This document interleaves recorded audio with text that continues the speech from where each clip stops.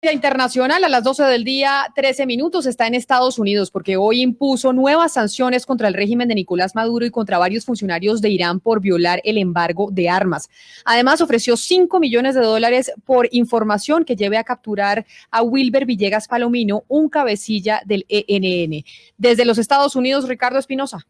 El anuncio lo hizo el secretario de Estado Mike Pompeo. Afirmó que no importa quién sea, si viola el embargo a Irán, se enfrentará a sanciones. Our actions today are a warning that should be heard worldwide. No matter who you are, if you violate the UN arms embargo on Iran, you risk sanctions. También anunció sanciones contra el programa nuclear iraní dedicado a fines civiles y contra otras 25 entidades e individuos del país. Más que esperar a que Irán amenace al mundo, Estados Unidos está tomando medidas radicales para evitar que el principal patrocinador estatal del terrorismo mundial obtenga un arma nuclear. En la misma conferencia de prensa, el gobierno ofreció hasta $5 millones por la información que conduzca a la captura del narcoterrorista colombiano Wilber Villegas Palomino, uno de los cabecillas del ELN, pues Washington dice que está comprometido a ayudar al gobierno de Iván Duque a desmantelar las organizaciones criminales transnacionales que operan en la región. Ricardo Espinosa, Blue Radio. La noticia deportiva. La noticia deportiva llega desde Luque, en Paraguay, sede de la Confederación Suramericana de Fútbol, porque esta entidad ya ha dado a conocer los horarios de las dos primeras fechas de la eliminatoria al Campeonato Mundial de Qatar 2022. Hay que anotar, oyentes, viernes 9 de octubre a las 6:30 de la tarde en Barranquilla jugará Colombia ante Venezuela. Y el martes 13 de octubre en Santiago de Chile, a las 6 de la tarde, el equipo de Carlos Queiroz enfrentará a la selección chilena.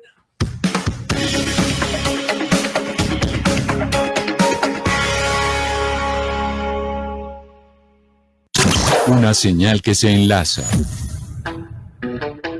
Regiones conectadas a través de un dial. A partir de este momento, Oscar Montes, Ana Cristina Restrepo, Hugo Mario Palomar, Valeria Santos, Gonzalo Lázari, Rodrigo Pombo y Camila Zuluaga analizan y debaten el tema del día. El tema del día. Colombia está al aire. Son las 12 del día, 16 minutos, y después de las noticias del mediodía nos vamos a adentrar en nuestro tema del día, que tiene que ver con una alarma que puede existir por el riesgo a la libertad de expresión en nuestro país, pero sobre todo a la libertad de prensa.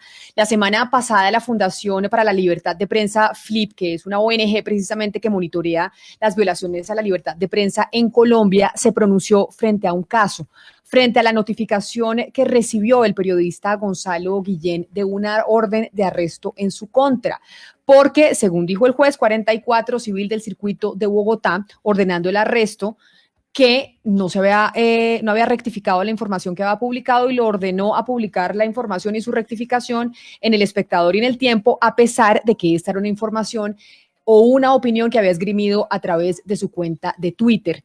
Y por eso nos preguntamos si, viendo estas decisiones de los jueces, que no queremos cuestionar las decisiones de los jueces, pero en este caso, si podríamos estar ante una alarma de la libertad de prensa en peligro. Y eso nos lleva, Oscar, a pensar en la primera unidad investigativa de periodismo investigativo que existió en nuestro país, que fue, si no estoy mal, Oscar, la unidad investigativa del periódico El Tiempo. Así es, Camila, y quiero decirle pues a usted, a nuestros amigos panelistas y a nuestros oyentes, que esa unidad investigativa, por supuesto, fue la que abrió la trocha, fue la que abrió el sendero por el que comenzó a caminar el periodismo investigativo en Colombia. Fue sin duda una unidad investigativa que estaba conformada por Daniel Samper Pisano, por Gerardo Reyes, por Alberto Donadío, Fernando Millán estaba haciendo ahí sus inicios. Fue una unidad investigativa, Camila, que le dio ejemplo al país de cómo se podría hacer investigativos desde el punto de vista periodístico. Y de hecho, algunos periodistas, entre esos me incluyo, Camila, comenzamos a encontrar el gusto por este oficio leyendo las investigaciones de la unidad investigativa del periódico El Tiempo. Y qué bueno que hoy en día veamos esas historias y ahora que está tan cuestionada la libertad y tan en riesgo la libertad de expresión, la libertad de opinión en Colombia, podamos otra vez revivir y recordar y mirarnos en ese espejo de esos periodistas maestros nuestros del periodismo investigativo como Daniel Samper y como Gerardo Reyes, Camila. Sí, teníamos invitados a los tres, a Gerardo Reyes, a Daniel Samper Pizano y a Alberto Donairio. Lamentablemente a Alberto le cambiaron el vuelo y no pudo asistir, pero por eso quiero saludar y darles la bienvenida primero a Gerardo Reyes, que hoy está como director de la unidad investigativa de Univisión en los Estados Unidos. Gerardo, bienvenido. Buenas tardes y gracias por esta grata invitación. Claro que sí, porque como dice Oscar, ustedes fueron ejemplo para muchos en el periodismo investigativo y una gran inspiración. Y también Daniel Samper Pizano. Daniel, bienvenido. Camila, muy buenos días. Lo mismo Gerardo, buenos días Gerardo. Buenos días, Daniel. Bueno, yo quiero empezar preguntándole a los dos, y Gerardo, empiezo por usted, porque nos llamó la atención lo que pasó con Gonzalo Guillén la semana pasada y lo que viene pasando también con la judicialización de las investigaciones periodísticas y de la denuncia en medios de comunicación. Pareciera que ahora es más habitual que antes, Gerardo, o dígame si estoy en lo correcto o no, es más habitual que antes recurrir a los jueces y emprender una batalla judicial, una batalla jurídica en contra de los periodistas y de las publicaciones que estos hacen en medios de comunicación. ¿Hoy es más común que antes, que cuando ustedes empezaron? Sí, por supuesto, es más, hay toda una ola mucho más intensa de abogados querulantes que se han dedicado a presentar demandas por presentarlas, porque muchas veces el periodista se presenta en los juzgados para llegar a un acuerdo o para continuar y ratificarse en lo que dice y ni siquiera se presentan. Es toda una fuerza Panzer que se está enfrentando al periodismo para intimidar a los periodistas y saber que ahí tienen pendiente la demanda, así no se mueva, y aprovechándose de que pues las velocidades judiciales en Colombia funcionan muy al gusto de ellos. Pero siempre hemos dicho, Daniel, y hemos defendido desde los micrófonos y desde la libertad de prensa, que pues las decisiones de los jueces hay que respetarlas. Y nos dicen los oyentes, ustedes dicen que las decisiones de los jueces hay que respetarlas, pero sí empiezan a cuestionar lo que pasó con Gonzalo Guillén. Y lo que pasó con Gonzalo Guillén y este juez 44 del circuito de Bogotá que dice, bueno, le dictamos orden de arresto, porque no rectificó como le dijimos que rectificara, que tenía que ser en El Tiempo y en El Espectador, a pesar de que él había escrito en su cuenta en Twitter esa acusación y a través de su cuenta en Twitter rectificó. Ahí, ¿cómo le responde uno al oyente diciendo, siempre abogamos por respetar la justicia, pero en este caso hacemos un cuestionamiento? Lo que pasa es que acatar la justicia no significa que uno no pueda comentar el fallo. Uno dice, bueno, esto fue lo que dijo el juez, lo acataré. El juez dice una multa, pues en fin, se pagará la multa. Pero eso no significa que uno tenga ni que estar de acuerdo, ni que abandonar otras instancias. Se puede apelar, se puede reponer primero ante el mismo funcionario, apelar después, y de todos modos el periodista puede comentar los fallos, puede estar en desacuerdo con ellos. Muchas veces es un problema de tono. Si el periodista ha sido sancionado y dice que es que el juez es un mafioso y que está obedeciendo una justicia mafiosa, eso es una cosa. Otra cosa es si dice, muy bien, yo acato la sanción, pero voy a apelar, perfectamente posible, eso está dentro de la ley. Y se acata la sanción y no tacha al juez de mafioso, ni de criminal, ni nada de eso. Y luego escribe una columna en que con el respeto debido se aparta de la decisión, no hay ningún problema, eso es la democracia. Pero Gerardo, entonces con esto que decimos podemos comentar la decisión de un juez, acatarla, pero se puede comentar, pero vemos que también hay una nueva onda de judicializar al periodista, de hacer una persecución jurídica, como usted nos explicaba, hay abogados que se están especializando en eso. Eso significa que esta nueva tendencia de demandar al periodista, de amenazarlo con los jueces, ha hecho que estemos frente a una alarma que se prende sobre la libertad de prensa en Colombia, ¿o no? ¿O esa alarma todavía no se ha prendido? ¿O está prendida hace rato? Bueno, primero quería agregar una cosa. Dentro de esos comentarios que menciona Daniel, la FLIP tiene uno con el que estoy completamente de acuerdo. Es que algunas veces las medidas son desproporcionales, las medidas judiciales, y que eso es otra cosa que estamos en el derecho de comentar. En cuanto a tu pregunta, yo creo que se está cerrando el cerco. los periodistas que ya tienen en Colombia otro tipo de problemas, amenazas, la autocensura, el no encontrar medios de comunicación independientes en los que puedan publicar. Ahora entonces viene también esta amenaza constante que está pendiendo sobre su trabajo de periodistas, de abogados que se cogen de cualquier detalle para ir limitando. ¿Eso en qué se traduce en materia de libertad de prensa? Que el periodista termina autocensurándose, es decir, planteándose si vale la pena mencionar un tema, mencionar a un personaje o a una empresa, si se va a correr el riesgo lucrativo, además, porque eso implica gastos, de estar enfrentando una demanda por calumnia y difamación. Es una especie como de autocensura automática, la misma que a veces se aplican también cuando dicen, yo sé que mi jefe no me va a dejar publicar esto. Esta vez es que viene, lo más seguro, una demanda.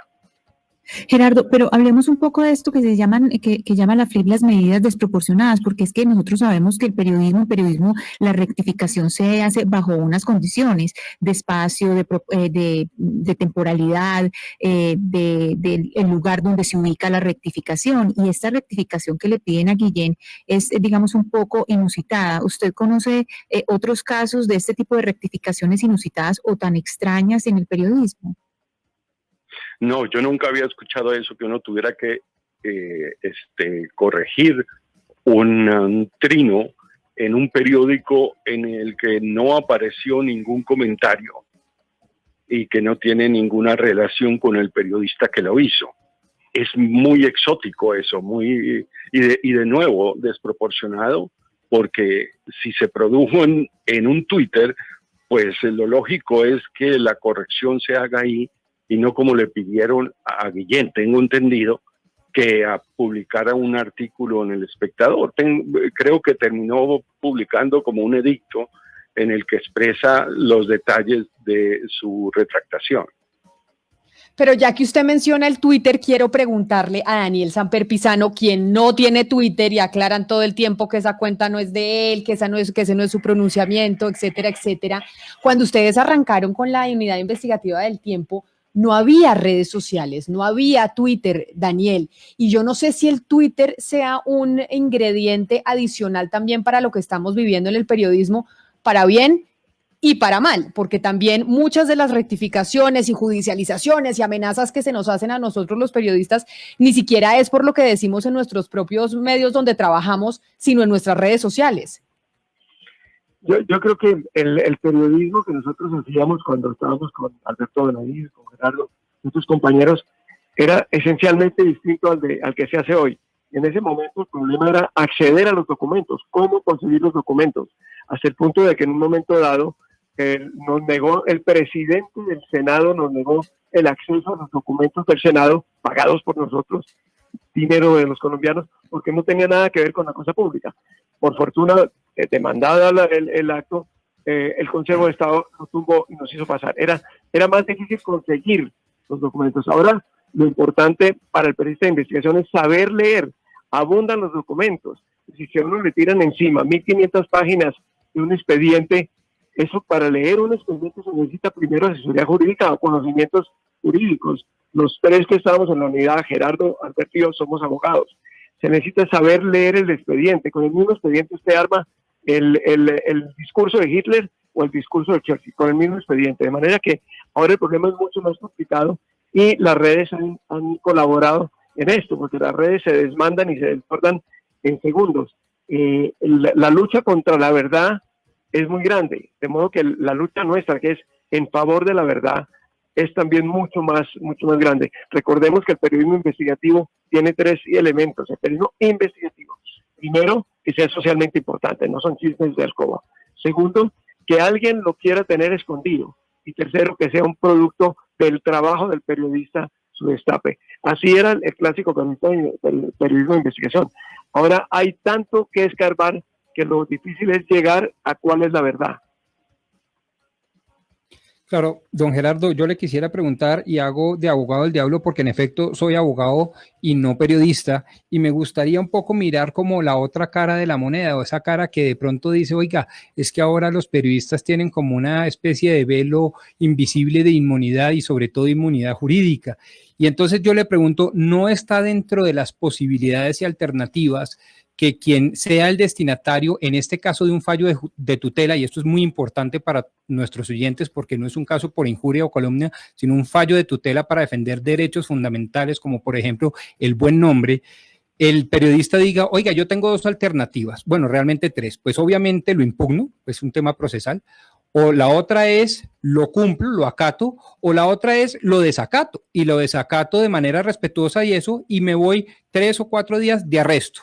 Y eso es importante porque es que se entiende que el arresto, se suele confundir que el arresto es una sanción penal y para nada. El arresto es una posibilidad que el sistema jurídico le da a quienes somos destinatarios de las tutelas o de los fallos de tutela para ver si estamos o no de acuerdo con el juez. ¿No cree usted que esa alternativa la deberían explorar más los periodistas investigadores precisamente para quitarse el velo de que son inmunes ante el juicio jurídico?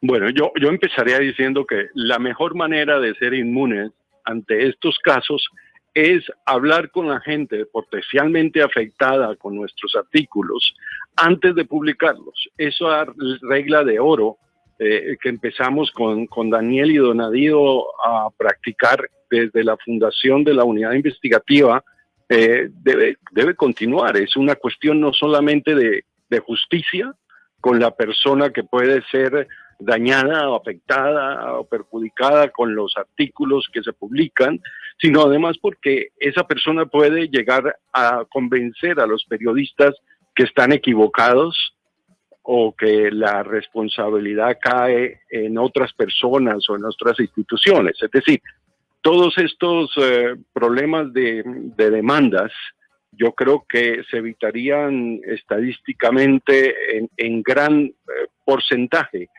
si los periodistas tuvieran el cuidado, y no me estoy refiriendo a ninguno en particular, de no darle esa papaya al denunciado para llegar a ese punto en el que el periodista tiene que decidir si va o no a aceptar un arresto, que con toda la definición jurídica tan sofisticada que planteas, eso tiene una connotación social. El periodista está preso por haber dicho esto y esto.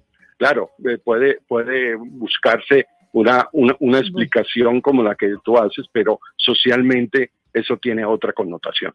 Pero ya que usted dice y menciona el punto de la regla de oro del periodismo, de consultar a la fuente de la cual uno va a hablar o está investigando, me lleva a Gerardo a preguntarle sobre una discusión que tuvimos la semana pasada a propósito de lo que pasó con Alberto Salcedo Ramos y esta denuncia que se hizo en El Espectador a través de la videocolumna Las Igualadas, en donde hablaban de unas denuncias y le dieron voces a las víctimas de Alberto Salcedo, de decir nosotras fuimos acosadas sexualmente por Alberto Salcedo Ramos. Y él en su carta dice, en su opinión, en su comunicado a la opinión pública dice, acá se violó esa máxima del periodismo porque a mí me contactaron básicamente 4 horas antes de que saliera la publicación, me dijeron, el único testimonio que me falta es el suyo.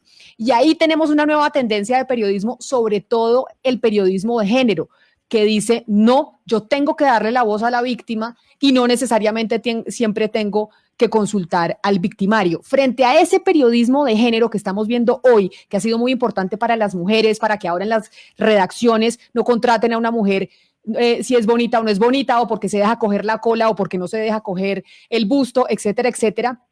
¿Qué decir? O ustedes como papás del papás del periodismo investigativo en Colombia, ¿qué dicen de esa nueva tendencia, sobre todo en el periodismo de género? Yo invitaría a Daniel, que él manejó uno de esos casos. Daniel, entonces ayúdenos, porque nosotros la semana pasada estábamos en ese debate y decíamos, bueno, pero entonces acá hay 2 derechos que se están contraponiendo. No, yo quiero aclarar que el caso que yo manejé no tenía que ver conmigo. Era un caso que lo había investigado, sí. Yo no cojo una cola ajena hace años, pero años.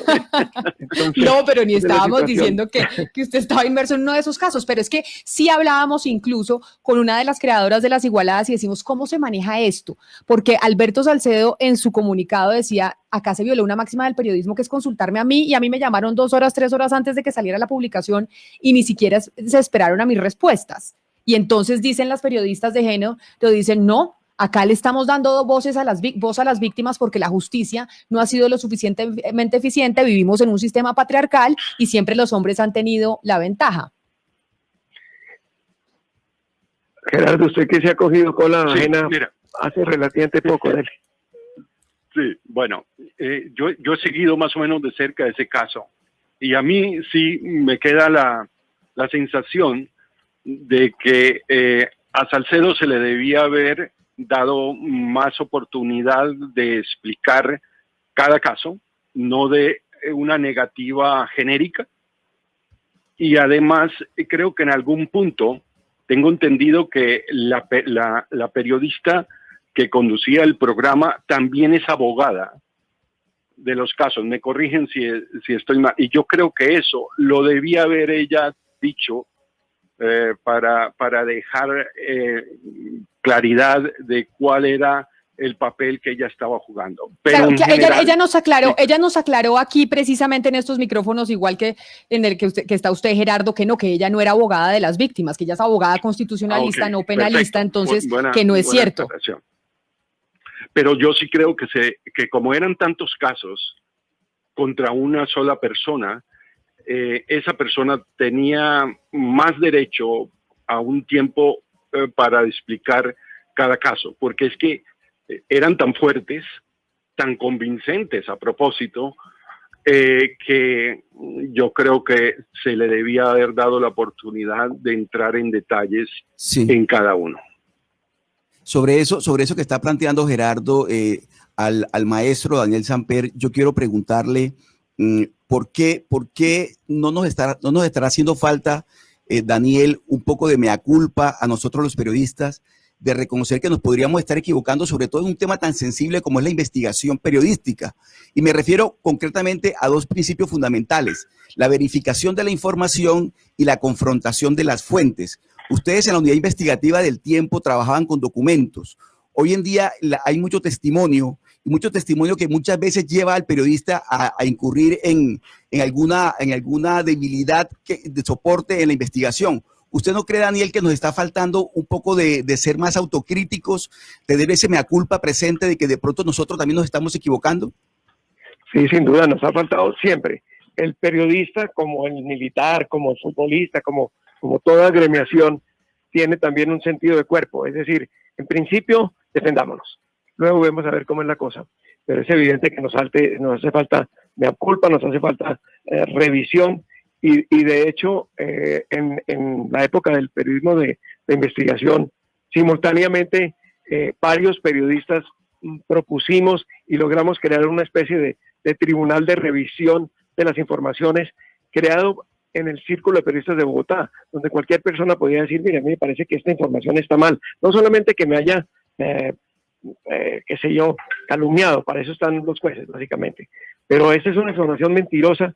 Y había un grupo de periodistas que se encargaba, independientes de cualquier vínculo e independientes por su temperamento, que se encargaba de examinar la situación y producir un resultado. Decía que no tenía ninguna consecuencia legal. Decía, aquí se equivocó, debería rectificar, y recomendamos al periódico o a la emisora que lo haga. Eso desgraciadamente tuvo enemigos y se ahogó. Inclusive se han ido ahogando poco a poco, lamentablemente, los que se llaman defensores del lector, que han sido unos funcionarios periodistas, casi todos con conocimientos de derecho, sin embargo, que en muchos periódicos han sido fundamentales para mejorar la información y mejorar los derechos tanto del lector que se entera por el periódico, como de aquellas personas que por una u otra situación aparecen en las noticias. Yo seré partidario de volver a esos resortes institucionales.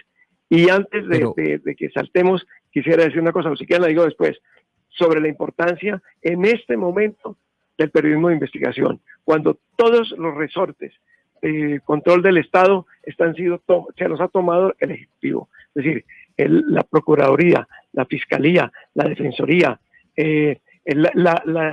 hasta algunas instituciones dedicadas al cuidado del comercio y de la industria, todo esto, y ahora se piensa que también la Corte Suprema va a estar tomado por el Ejecutivo. Esto es una contradicción absoluta con lo que diseña una Constitución nacional. Y ahí queda un poder fundamental, que es el del periodismo. El periodismo debe ser cada vez mejor para poder asumir ese gran papel que le está cayendo ahora de vigilancia. Siempre lo tuvo, pero ahora más, porque no hay otros medios de vigilancia. El actual presidente se ha apoderado de todos esos resortes.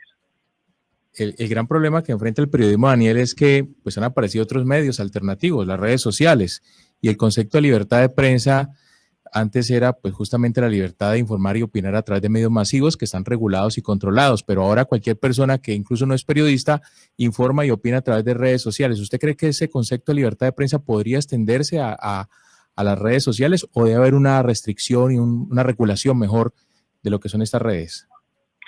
Normalmente la libertad de expresión, la libertad de prensa está abierta a cualquier persona, a cualquier ciudadano, y no solo eso. El acceso a documentos públicos está abierto a cualquier persona que esté en Colombia. Si viene un visitante y quiere mirar, lo puede mirar. Lo cual no quiere decir que no tenga mayor responsabilidad. Tiene la misma responsabilidad, y el periodista tiene más responsabilidad en algunos casos y algunos derechos más. La ley de prensa le da determinados derechos que no la tienen otros, como no tenemos ciertos derechos que tienen los médicos o que tienen los dentistas. Entonces, hay ciertos privilegios, por ejemplo, el secreto profesional. En las redes, si un señor resuelve que le contaron quién es el asesino de fulano de tal, pues no se puede proteger simplemente con decir, estoy haciendo periodismo. Tiene que ser realmente un ejercicio profesional del periodismo el que lo proteja para determinadas ventajas, por ejemplo, ese del secreto profesional. Yo quiero preguntarle a Gerardo sobre un proyecto de ley que está avanzando en el Congreso que se pretende presentar en esta legislatura, y es del Centro Democrático, del senador Santiago Valencia. Lo que quiere es justamente agilizar, digamos, todos los procesos judiciales para amparar los derechos a la honra y el buen nombre. Dice el proyecto de ley que no se puede renunciar al derecho al buen nombre, es decir, obligan a todo el mundo en última instancia pues a ir a juicio, y además se plantea que la honra y el buen nombre pues son irrenunciables, inalienables, y los equipara con los derechos a la vida y a la libertad. O sea, va a ampliar el marco de protección de estos derechos en perjuicio, obviamente, de la libertad de expresión de los periodistas. Cuando uno ve que este proyecto es del Centro Democrático y uno mira lo que está pasando en el gobierno con los perfilamientos, con la bodega uribista, pues que pagan, digamos, a diferentes influenciadores y además les dan trabajo en el Congreso para, digamos, atacar también a diferentes periodistas. Uno lo que ve aquí, y usted podría estar de acuerdo conmigo, es de pronto una estrategia para callar a la prensa. Sí, lo vengo mencionando. Hay toda esa estrategia dirigida a ir limitando y cerrando el cerco para producir, ya sea la autocensura que explicaba antes o realmente la renuncia del periodista a meterse en materia de periodismo de investigación. Pero quería agregar a lo que dice Daniel de todos estos factores de acoso a la tarea del periodista, algo que le queda a uno, pues queda uno muy preocupado después de ver la película El dilema social de Netflix, porque además de todos estos factores que menciona Daniel, ahora tenemos unas cadenas de medios sociales como Facebook, por ejemplo, que están manejando los temas del espectador de acuerdo a sus gustos. Es decir, le están bombardeando temas que sean afines a lo que ellos piensan y borrando o eliminando aquellos temas en los que no hay interés, y además explotando los que sean producto de fake news o de noticias falsas. Así que en ese escenario tenemos que estar los periodistas muy preparados, tomar todas las precauciones, porque pues nuestra aspiración, así suene un poco inmodesta, es como ser un faro de la verdad y de los hechos. Y en ese Claro, sentido, el proyecto... ahora, sí.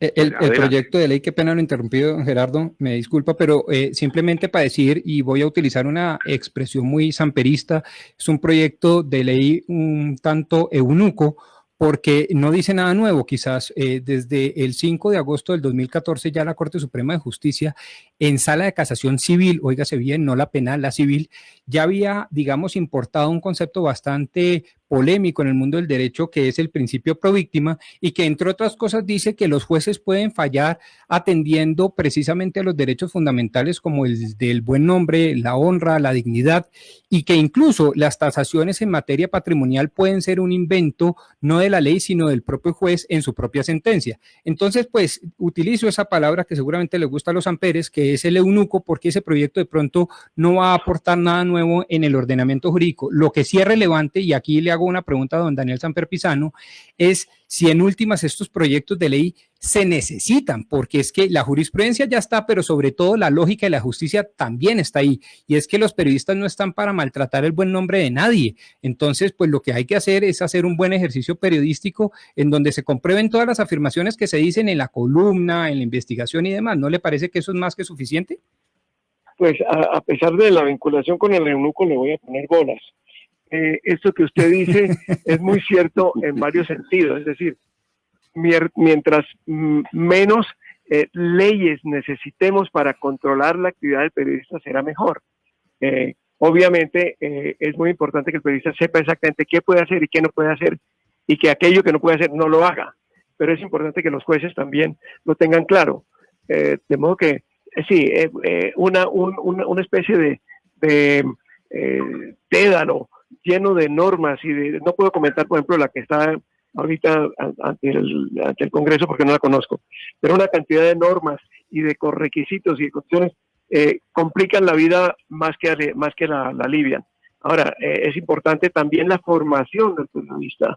El periodista tiene que tener una formación que le permita saber que lo que él está manejando es dinamita, es la verdad o la mentira. Y eso se aprende más en la universidad que leyendo unas normas.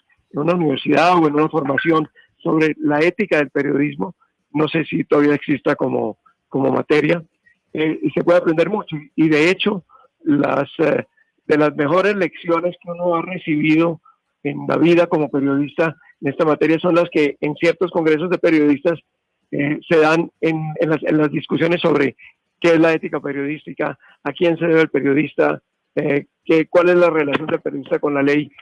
Pero no hay duda de que ¿aló? Aló, no lo escuchamos, Daniel. Es que creo que Gerardo se tuvo que ir porque tenía una llamada pendiente y él sí nos había dicho que se tenía que retirar unos 15 minuticos antes, y por eso creo que no lo alcanzamos a despedir, pero creo que fue la llamada que perdimos, pero lo escuchamos. Qué lástima. Bueno, en fin, yo creo que es muy importante tanto las leyes positivas como la jurisprudencia sobre estos casos, pero a veces la jurisprudencia se pregunta uno en qué consiste. Por ejemplo, en el caso de Guillén, sin entrar a juzgar si tiene razón o no Guillén, yo tengo mis ideas sobre eso y creo que son a favor de Guillén. Pero por ejemplo, mandar publicar una rectificación en El Tiempo y El Espectador, el juez no ha entendido nada de qué se trata esto. Y una vez ya metidos en gastos en el New York Times también y en Le Monde, estos periódicos no tienen nada que ver con Guillén y con un trino de Guillén, y además de eso existe la comparación bastante lamentable con la manera como él reaccionó, y dijo que leyó pues una declaración que decía que por órdenes del juzgado dice que los apelativos de narco y testaferro referentes a la persona que lo demandó no tiene fundamento en una decisión judicial. Parece que esa rectificación no les gustó o al juez, porque hay dos juzgados metidos en esto, es muy complicado. Pero uno va a ver algunos de otros ilustres sancionados, y no solo sale perdiendo la justicia, sino que sale perdiendo el ganador. Cuando uno ve las rectificaciones del expresidente Uribe respecto a algunos casos, él rectifica la fuerza y dice que obligado, por ejemplo, por el Tribunal de Bogotá con mi libertad restringida, tengo que rectificar, y luego dice que lo que él decía estaba mal. Pero de ahí en adelante sigue una andanada y eso no pasa nada. Él no hay para él 3 días de arresto, no hay para él multa. La justicia tiene que ser imparcial con todo el mundo. no puede cargarse la mano para uno ni para otros. Pero ya, Daniel, que usted está mencionando a Guillén y finalmente el caso de Guillén es lo que suscita esta conversación sobre si estamos frente a una alarma que se prende por la libertad de expresión. Está con nosotros Gonzalo Guillén. Gonzalo, bienvenido. Buenos días o tardes, mucho gusto. Me encanta oír a Daniel. A Gerardo veo que se fue. Muy buenas, Gonzalo, ¿qué tal? Y estábamos hablando, Gonzalo, precisamente de su caso con Gerardo y con Daniel, que hablábamos de cómo fueron esos fundadores de la unidad investigativa del Tiempo, a propósito del periodismo que usted también hace, que usted hace un periodismo investigativo y lo que pasó la semana pasada. Pero Gonzalo, muchos oyentes que nos escriben a través de WhatsApp, que nos escriben a través de Facebook, hacen una queja y es la que yo le quería transmitir a usted. ¿Y cuál es su respuesta y su opinión al respecto? Yo sé que eso nada tiene que ver con la decisión del juez. Y se quejan de nosotros los periodistas por el tono. Dicen es que ahora los periodistas, ustedes tienen un tono inquisitivo, acusador, grosero, etcétera, etcétera. Y ustedes los periodistas no pueden estar diciendo la cantidad de cosas que se les ocurran a través de su cuenta en Twitter. Y quisiera preguntarle a usted eso, Gonzalo, porque usted tiene un tono muy fuerte a través de sus redes sociales. Sí, pues yo no tengo ninguna opinión. Yo creo que la gente pues tiene derecho a pensar eso. No creo que tenga que dar ninguna respuesta especial. Pero ¿usted cree que ese tono tuvo algo que ver con la decisión del juez o nada que ver? ¿O acá estamos frente a otra cosa completamente distinta de lo que pasó con usted? De este señor de lo de la tutela. Eso es la consecuencia de muchos otros trinos y de una investigación que yo llevo hace casi 8 años sobre las mafias de La Guajira. Y no era...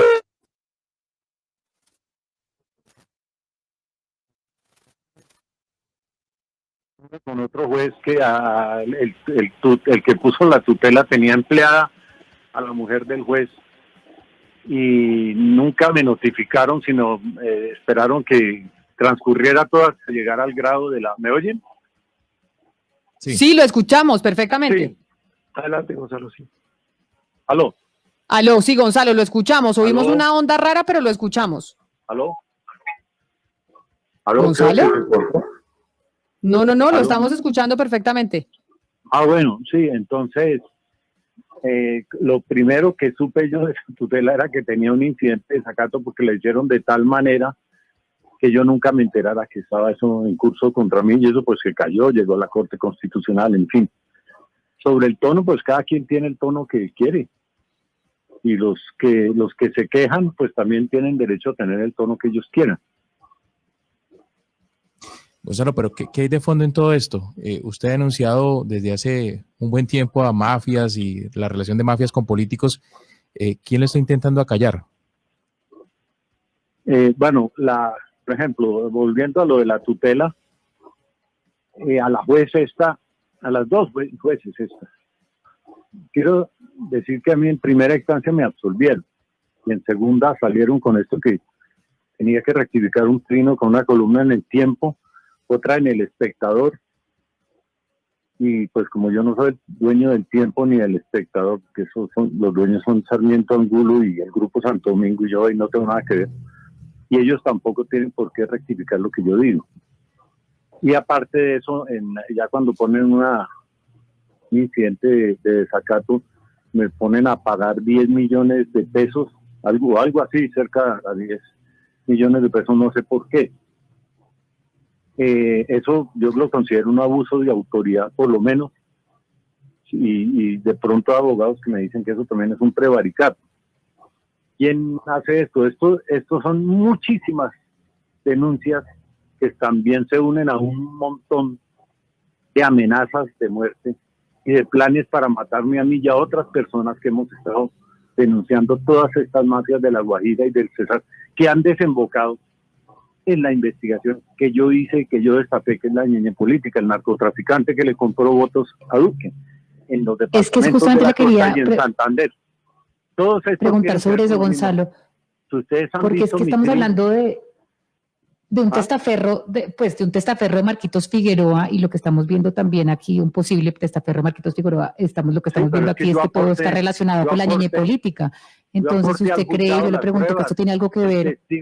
El testigo estrella de la Fiscalía en parte de estos juicios es una de mis fuentes. Y es un testigo que el testimonio, lo que yo digo que él es un testaferro, eso está dicho por los testigos en los juicios, en un juicio de extinción de dominio. Y a la juez eso no le sirvió de nada. ¿Usted cree que esto tiene algo que ver con la persecución que le están haciendo por haber destapado de pronto digamos, el caso de corrupción más importante del momento, que es la ñeñe política?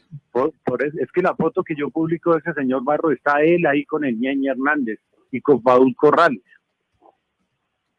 No, eso no es un comentario que a mí se me ocurrió ponerlo porque no tenía nada que hacer. Pero entonces, Gonzalo, eso me da para preguntarle lo que inició este programa, la pregunta con la que iniciamos este programa y que lo hablábamos con Daniel y con Gerardo, y es, ¿estamos viviendo en este momento en Colombia una alarma y una alerta y una amenaza a la libertad de prensa por lo que estamos viviendo actualmente?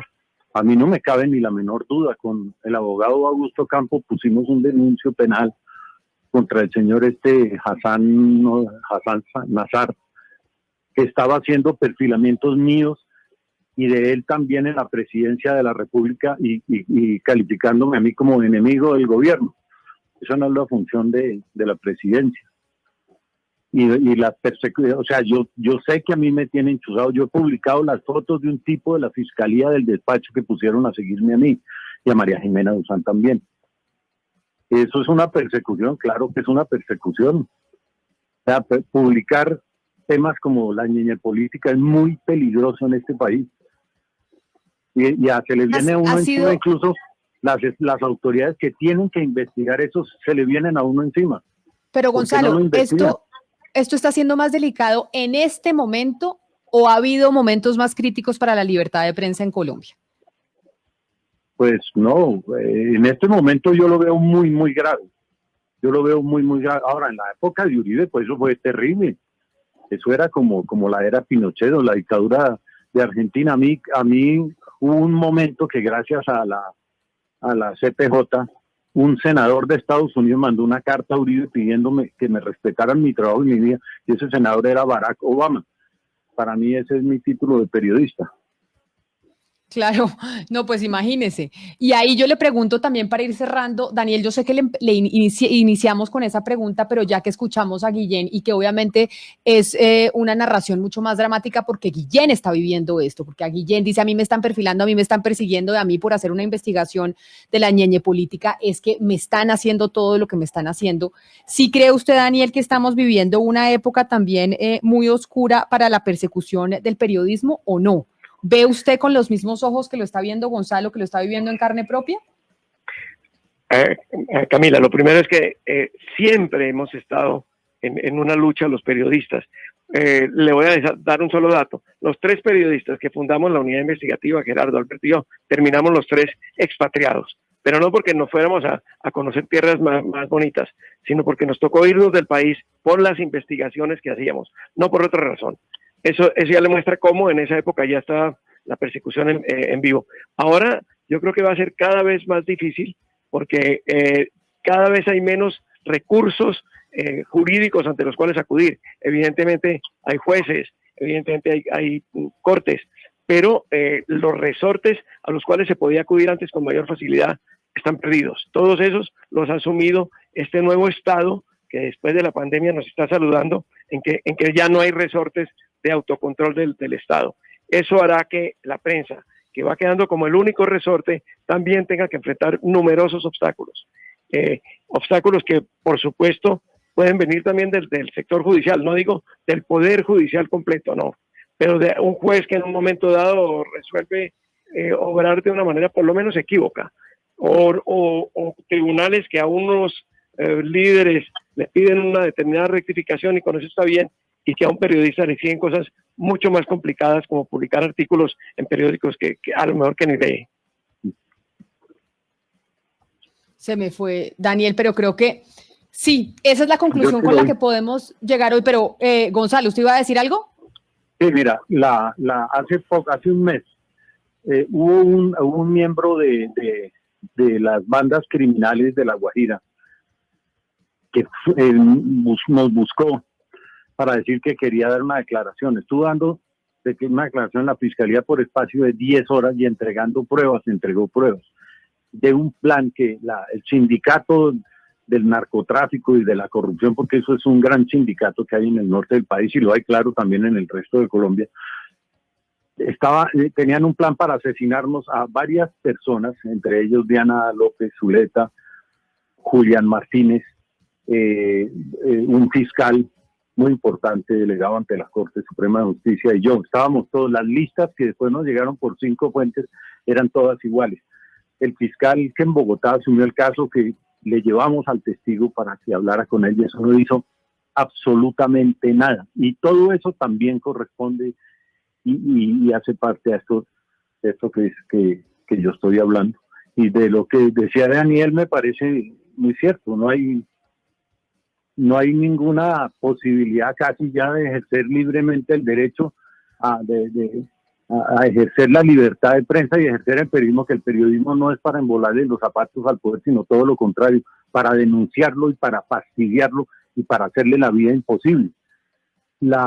Hay un libro que se llama ¿Cómo terminan las democracias?, que dice una frase que a mí me gusta mucho: cuando todo está perdido, lo único que queda es la libertad de expresión. Y pues con esa frase me despido, con esa frase lo despido porque tiene usted razón. Gonzalo Guillén, mil gracias por estar con nosotros, por haber aceptado esta invitación, que precisamente su caso fue el que nos llevó a hablar de esto, de si está en riesgo la libertad de prensa en este momento en Colombia. Mil gracias y feliz día. Bueno, Camila, muchas gracias y saludos a todos. Que tengan un abrazo grande. Y Chao, lo mismo chao. para Daniel. Daniel, mil gracias por haber estado aquí compartiendo con nosotros. Como siempre, es un placer tenerlo en estos micrófonos. Gracias, Camila. Un abrazo grande. Un abrazo grande y hacemos una pausa y volvemos con Meridiano Blue, que llegan nuestros compañeros con todas las noticias de Colombia y del mundo. Nosotros nos encontramos mañana a las 10:30 de la mañana. Colombia está al aire. La gente ya no cree cuando le dicen esto. Su opinión es muy importante para nosotros. Así es, opinas y no pasa nada. Nosotros vamos a cambiar eso. Ahora, tu opinión es muy importante para recibir bonos en entradas a cine, comida, ropa, almacenes. Ingresa ya a chl.com.co e inscríbete gratis. CHL, nos das tu opinión. Nosotros te damos beneficios.